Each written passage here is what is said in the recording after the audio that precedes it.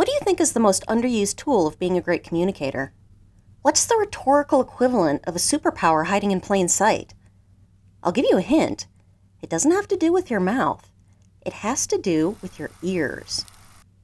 The best rhetorical moves come not from speaking, but from listening. The tools of speaking will help you make your message effective up to a point, but listening can help you get the message right. I don't mean listening in general, but a specific process of invention generally called listening rhetorically or listening rhetoric. We usually think of listening as some sort of biological process where our ears pick up some information, our brains process and sort that information, and then we use it later. That makes it seem passive, reflexive, and something we can do on a barely conscious level like smelling or sneezing. The problem with treating listening like a reflex is that it leads to some really lousy human communication. It also leads to one of the biggest problems of cross-cultural communication in our neck of the world, which is that our culture does not teach people to listen to understand each other, but only to respond. Rhetorical listening doesn't mean doing it passively or impersonally. It doesn't mean listening purely so that you can find a weakness to exploit, but it also doesn't mean letting someone get hurt, or being complacent in the face of injustice, or making yourself into a doormat. As a matter of fact, there are a lot of instances where deep rhetorical listening could be putting you in harm's way. Remember that debate can only happen between two parties acting in good faith. Deep rhetorical listening to an abusive partner, for instance, is a really bad idea. An oppressed person needs listened to, not talking at. Part of our listening problem lies in the Greek and Roman rhetorical traditions that we use in our corner of the world. Aristotle, Cicero, Quintilian, and the others more or less just assumed listening was there without ever specifically addressing it. You can read all the Aristotle you want, but you're not going to find a chapter on how to be a good listener. Sometimes rhetoric manuals discuss the topic like the audience is a static element and not humans in community. So, if you aim well enough, you might get close to the bullseye.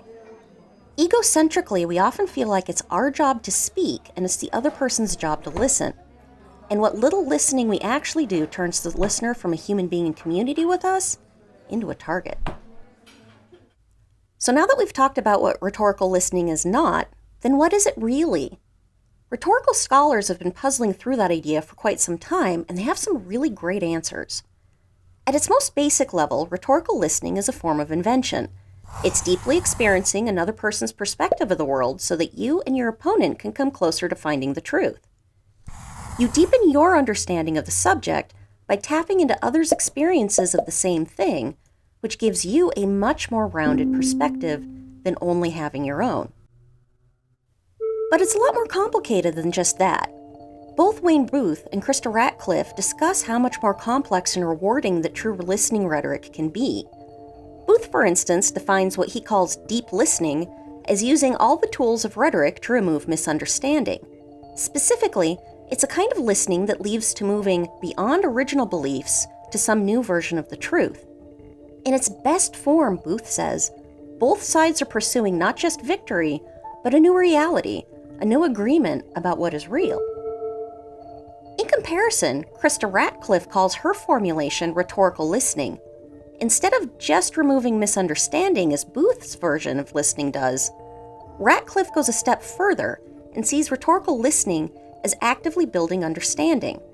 She explains, such listening presumes an ethical responsibility to argue about what we deem fair and just, while simultaneously questioning what we deem fair and just. But we also need to consider what Booth and Ratcliffe mean by understanding. Ratcliffe explains that, in her rhetoric of listening, understanding means more than simply listening for a speaker or writer's intent, or listening for our own self-interested intent. Instead, understanding means listening to discourse not for intent, but with intent. For Ratcliffe, the listening isn't just a tool for furthering one's own argument, but creating a space of negotiation and understanding through listening intently. Bell Hooks and others also note that listening, or not, has a cross-cultural component, specifically that listening across racial lines isn't valued as much by the dominant culture. The same goes for listening in gender and listening for class. Certainly for Black women, Hooks says, our struggle has not been to emerge from silence into speech, but to make a speech that compels listeners, one that is heard. I know this all might sound bizarre, but the kind of listening that Ratcliffe and Booth and Brooks are talking about is completely intertwined in the rhetorical enterprise. We've talked before about how rhetoric is a relationship between two people mediated by a message. We imagine this as a speaker, a listener, and a text, but conversations are never static things, are they? When an author creates a rhetorical act and sends it out, that audience gives a response. You've just become your audience's exigence, their reason to respond. They want to change your behavior and beliefs now as well, and probably with the same level of conviction. So the audience becomes an author with their own message, and our one-sided speech becomes a multidimensional conversation. For this reason, it might be better to think of the rhetorical triangle as more of a rhetorical trapezoid. Conversations in the wild have a give and take, a constant listening, reshuffling of one's position as your audience listens, reformulates in response to your message. This means that at the most fundamental of rhetoric imaginable, to be an author means simultaneously being a listener. You don't have to look hard to find listening inscribed into every part of the rhetorical project. With ethos, you need to know what your dialogue partner uses as the basis of trust, and whether or not the larger context has made it easier or harder for them to trust you. And with pathos, it's hard to focus on creating an emotional response in your audience if you don't know what they respond to or how. And with logos, even good logic and reasoning require context you can only get from your audience. What can you learn from them? What mental modes drive their reasoning? The parts of rhetorical arrangement also have listening built in. Ideally, you would need to learn about your audience in all four parts, but these two in particular require careful listening by the author. You have to craft your argument in a way that the audience will respond to it, and you can't craft a counter-argument until you know what the other side thinks.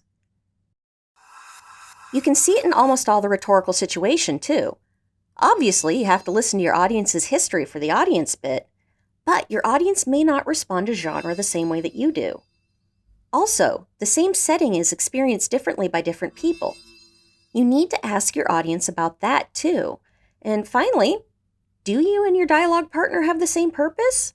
Yep, you need to ask them about that as well.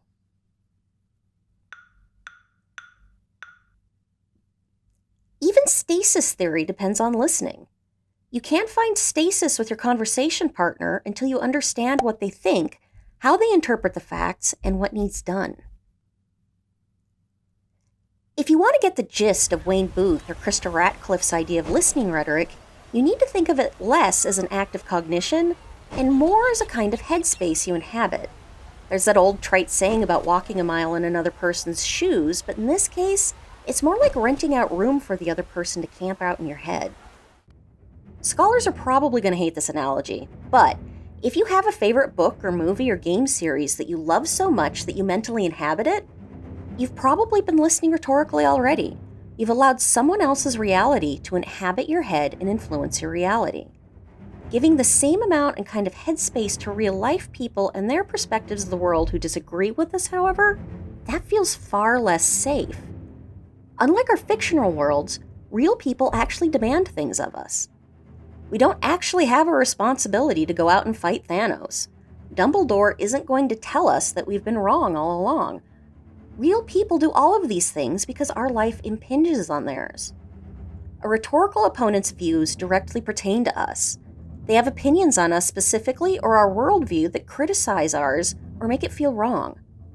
It's super easy to fall into cycles or guilt or blame with this kind of listening, and it's uncomfortable because the rhetorical relationship now requires you to act.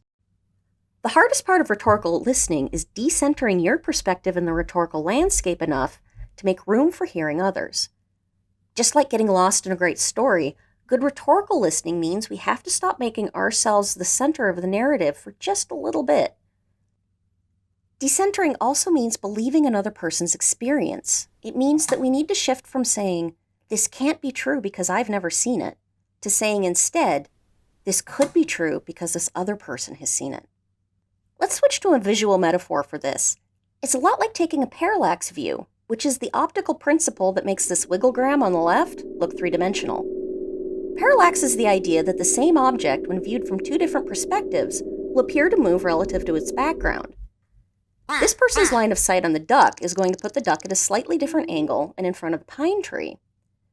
But this other person's line of sight, standing only a few yards away, is going to place it next to the oak tree. The parallax between their views changes the image that they see. Parallax is the reason those cheesy tourist pics of the Leaning Tower of Pisa look so funny if you move just a few feet to one side, but we also use parallax images to harness a pretty cool superpower. As far back as the 19th century, people were making double-lensed stereoscopes to view a slightly different picture of the same subject with each eye, making the image pop out into 3 dimensions. These were the earliest versions of the little red Viewmaster cameras, and eventually they'd become 3D films. But the key is that parallax views will only create a full-depth image if both perspectives are held as equally important and rendered in the same amount of detail at the exact same time. You can communicate with this kind of depth, too, but you have to take the parallax view of the issue using all perspectives so that your response is informed and crafted by the multiple perspectives that are in the conversation. So, to compare regular and rhetorical listening, you're going to go from evidence gathering to listening specifically to understand.